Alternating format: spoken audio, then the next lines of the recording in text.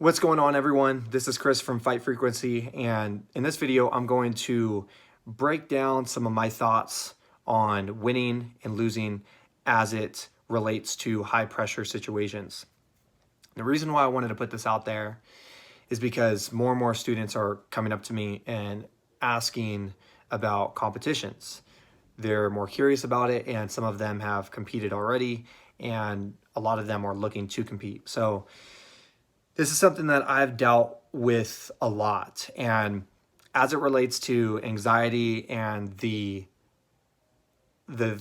future thought when it comes to the preparation and everything that you need to do in order to be successful in a given competition, it could be overwhelming. So I want to give you some of the insight that I have found in my own experience these past several years and shed some light on it. So for starters, I remember when I would get in the process of the preparation leading up to a martial art competition, and it was very scary because you feel like there's not a whole lot of people who understand what you're going through, but the reality is that there is actually a lot of people who have gone through what you're doing, and people who are there to help you. Now, with that being said, surrounding yourself with these people who are looking to help you, to push you forward, your teammates, is critical. You know, that kind of comes with the territory of competition and moving forward. And with that piece is equally important to be by yourself and to try to meditate on the things that are coming up inside of your mind. And for me, a big thing was, you know, if there was a home event where people would be traveling to the area that I train in, and there's a bunch of people showing up, like a bunch of people in the crowd cheering for me or whatever, I feel like there was even more pressure to deal with.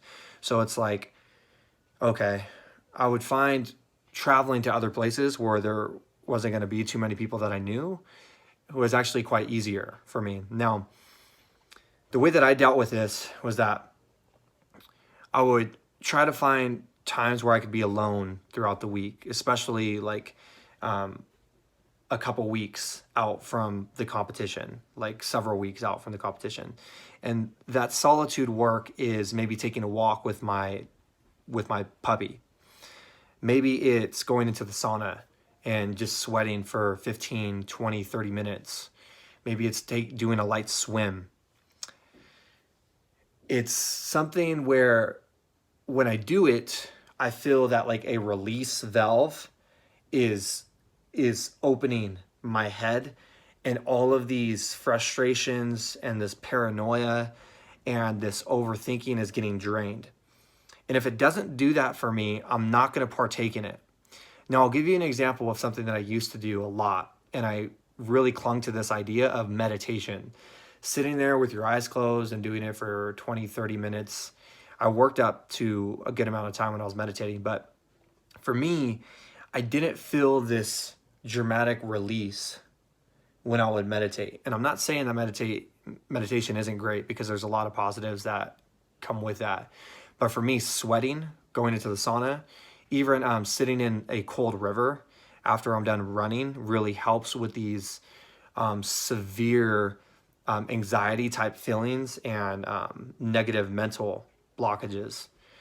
So anything that can help reduce the stress when it comes on in a practical manner that actually does something for you. Like when you do it, you're like, I feel like I moved past something. Like if you ever watched that episode of Avatar when the guru is like, you have to unblock your chakras, and the chakras will, the water will lead from one pond to another. So essentially, like, you feel like something has been unblocked and you're able to move more freely. So that looks different for different people.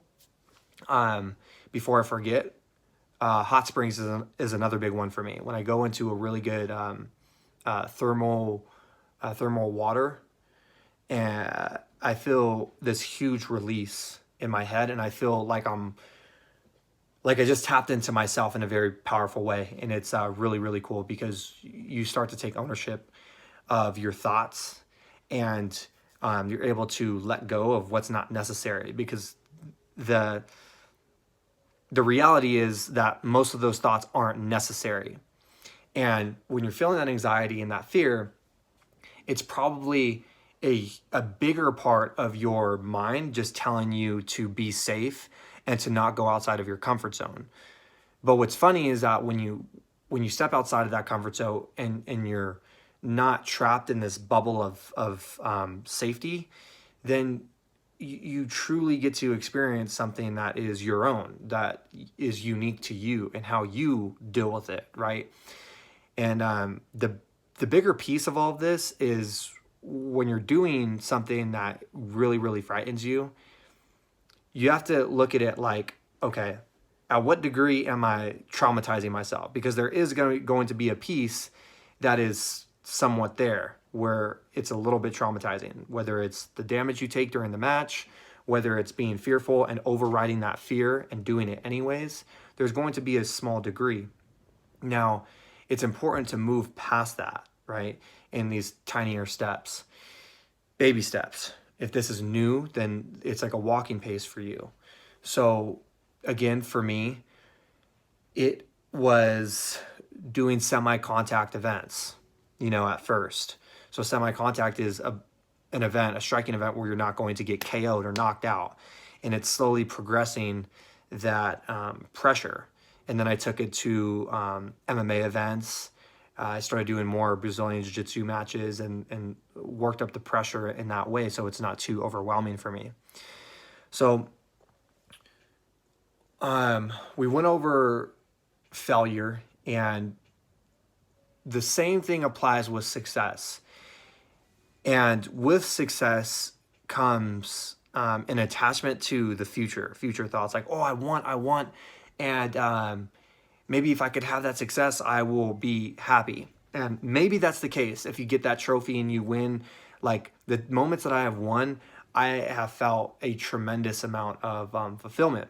But I will say at the same time that if you are stuck on the outcome and you are addicted to that feeling of like, oh, when I reach that, you're going to miss a huge process that needs to be fulfilled, and that's you connecting with your teammates, showing up and being a reliable teammate, working on yourself, putting in all the work that needs to go into some type of success that comes with a competition or whatever you're striving towards. So the other thing is, in the book With Winning in Mind, can you hear Dempsey growling? With Winning in Mind, I forgot who the author is, but in that book, it talks about, instead of having this idea of, I want to win, think about having a winning performance. Think about having the actual event go right for you. All the moves that you're doing are the right moves. Meditating on the idea of you executing everything that you practice.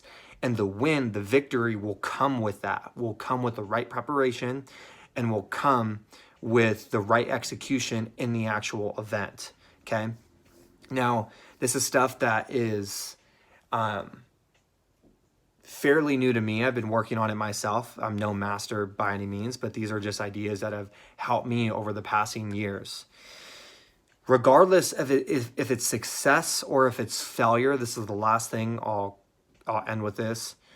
Do not be attached to any one of those. So if you lose, take it as a learning experience and wash your hands of it.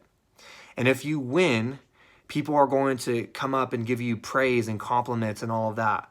Wash your hands of it and get back to work. The work is the most important thing. Doing the reps, getting into the practice room, being by yourself, learning how to manage the more mental health part of all of this, right? Because you want a balance of the two, the mind and the body. And that's really it. I wish you guys the best and success moving forward. I hope this helps. If you have any questions, leave them in the comment section below. And if you can, share this video, like it. It really helps the channel grow. And thank you for watching.